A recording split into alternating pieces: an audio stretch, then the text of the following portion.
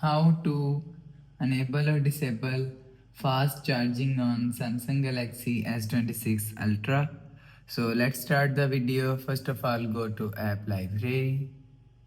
Now here, so click on settings app.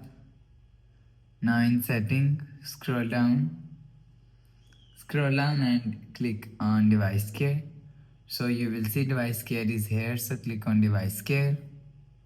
Now here you will see first option is battery, so click on battery.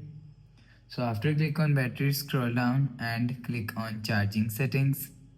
So after click on charging settings, you will see second option is fast charging.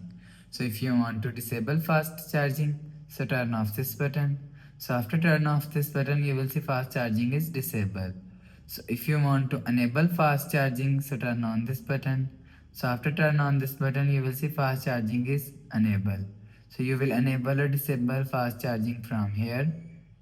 So after the process, go back to home screen, refresh phone. So that's how you can enable or disable fast charging on Samsung Galaxy S26 Ultra.